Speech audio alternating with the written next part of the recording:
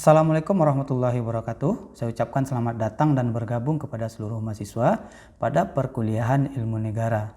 Perkuliahan kedua ini kita akan membahas tentang aliran-aliran dalam ilmu negara yang dikemukakan oleh para ahli dan para filsuf pada zamannya. Baiklah, kita masuk kepada yang pertama, yaitu pandangan dari Plato. Plato dalam bukunya yang berjudul Politeia menyamakan negara ini dengan manusia, yang mana manusia tersebut atau negara memiliki kemampuan-kemampuan jiwa yang berkaitan dengan kehendak, akal pikiran, dan perasaan. Jika kita bawakan ke dalam negara, tampaknya ini sesuai sekali karena dalam membentuk suatu peraturan-peraturan, negara itu tentunya memiliki kehendak apa aturan yang akan dibuat dan bagaimana cara menjalankan peraturan-peraturan tersebut. Begitupun dengan akal pikiran. Dalam merumuskan suatu aturan tentunya harus ada akal pikiran yang nantinya dapat mengayomi dan menerima aspirasi rakyat. Kita bawakan kepada negara bahwa negara itu harus memiliki perasaan dalam melindungi masyarakat atau warga negaranya, baik itu dalam suatu keadilan ataupun dalam suatu kebijakan dalam pemerintah. Kita masuk kepada selanjutnya, yaitu Aristoteles. Aristoteles melihat negara lebih real.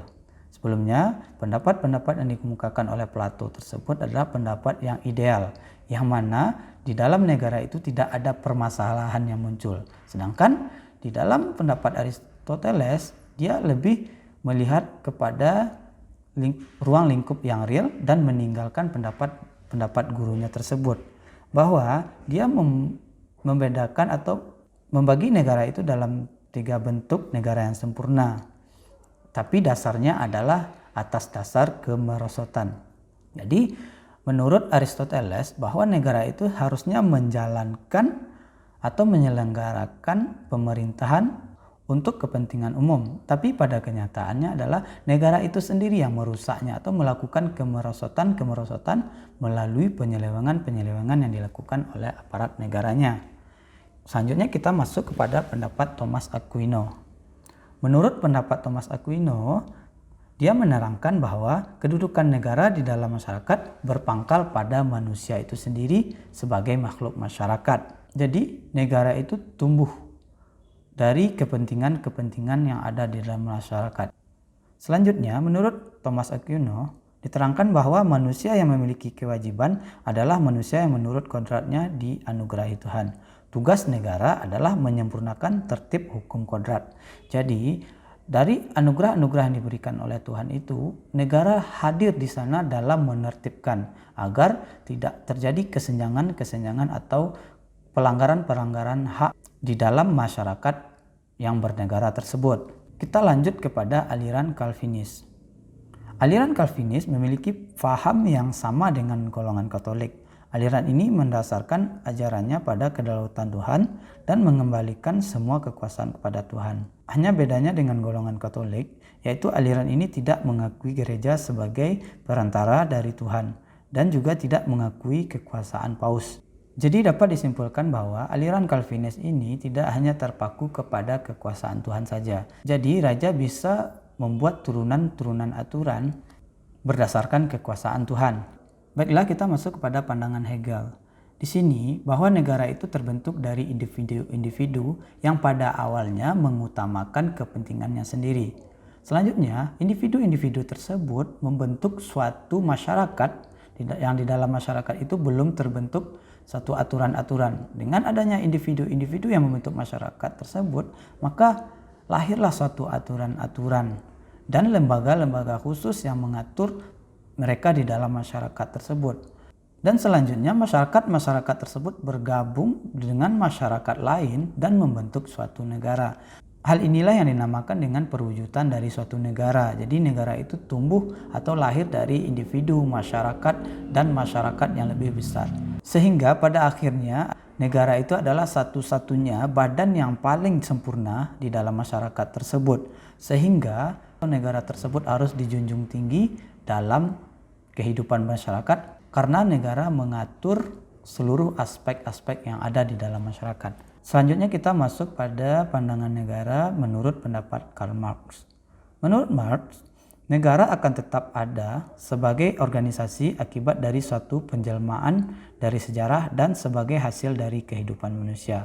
Ini adalah penekanannya. Jadi masyarakat itu lahir dari sejarah yang mana pada awalnya membentuk individu-individu seperti yang kita jelaskan sebelumnya, membentuk masyarakat, dan masyarakat itu bergabung sehingga tumbuh suatu negara atau lahir suatu negara.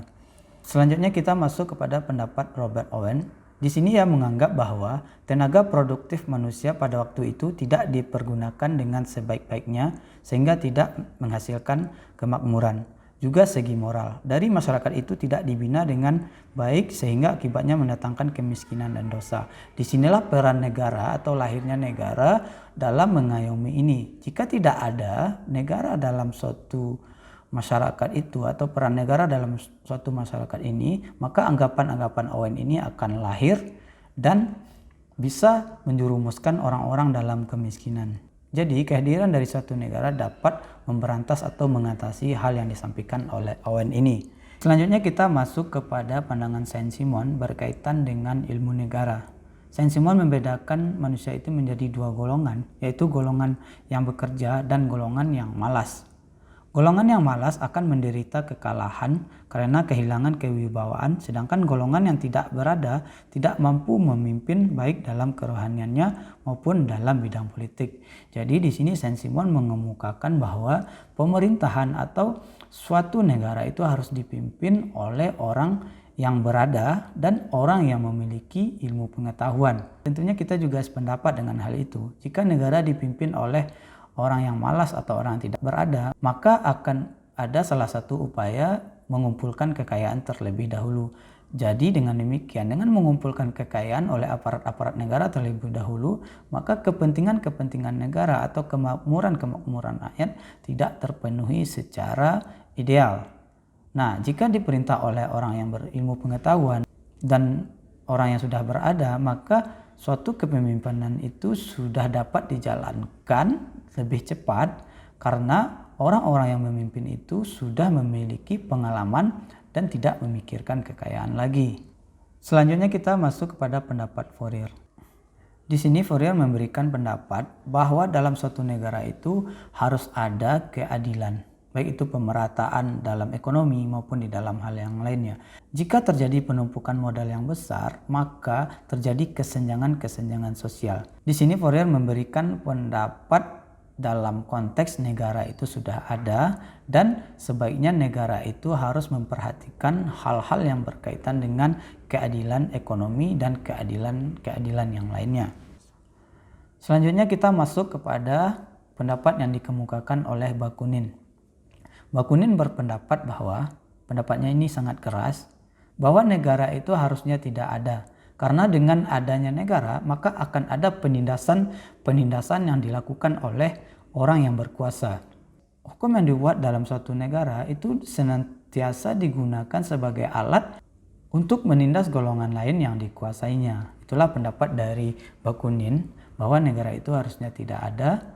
Selanjutnya kita masuk kepada aliran fasisme. Aliran fasisme ini bertentangan dengan aliran demokrasi, yang mana di dalam aliran negara demokrasi itu ada hak-hak kemerdekaan bagi rakyatnya. Sedangkan pada aliran fasisme, kedudukan tertinggi di dalam suatu negara itu adalah negara itu sendiri atau pejabat-pejabat negara itu sendiri. Peraturan-peraturan yang dibuat adalah peraturan dari pejabat itu sendiri, sehingga ada kemungkinan kesewenang-wenangan karena di sana tidak boleh ada pendapat yang bertentangan dengan negara.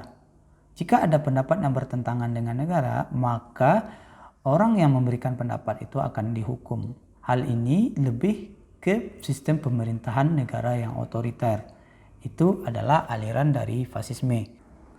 Selanjutnya adalah aliran nasional sosialisme. Aliran ini adalah aliran yang menganggap bahwa negaranya adalah negara yang kedudukannya lebih tinggi dari negara lainnya. Sehingga negara tersebut adalah negara yang merupakan pusat dari negara-negara lain. Aliran ini dianut oleh Jerman pada masanya, bahwa Jerman menganggap bahwa negaranya itu adalah negara yang paling utama dari negara-negara lainnya. Selanjutnya kita masuk pada aliran liberalisme. Aliran liberalisme ini merupakan aliran yang memberikan kebebasan kepada warga negaranya untuk mengembangkan diri atau mengembangkan bakat dalam semua hal itu tanpa paksaan dan tanpa tekanan. Aliran ini ternyata tidak bisa dipakai atau tidak bisa lagi digunakan karena kehidupan bernegara yang kompleks mengharuskan ada batasan-batasan yang diberikan kepada masyarakat yang ada di dalam suatu negara karena akan bersinggungan dengan kepentingan-kepentingan orang lain. Jika suatu negara memberikan kebebasan kepada warga negaranya tanpa batas, maka akan ada hak orang lain yang akan diganggu nantinya. Jadi aliran liberalisme ini untuk negara yang kompleks dan negara yang sudah maju sudah tidak bisa digunakan lagi. Baiklah, demikian pemaparan atau penjelasan materi perkuliahan pada kesempatan kali ini. Semoga kita bisa mengambil manfaat dari perkuliahan ini dan bisa menjadi dasar ilmu bagi kita dalam perkuliahan selanjutnya. Saya ucapkan terima kasih banyak dan mohon maaf jika ada kesalahan. Akhir kata, Assalamualaikum warahmatullahi wabarakatuh.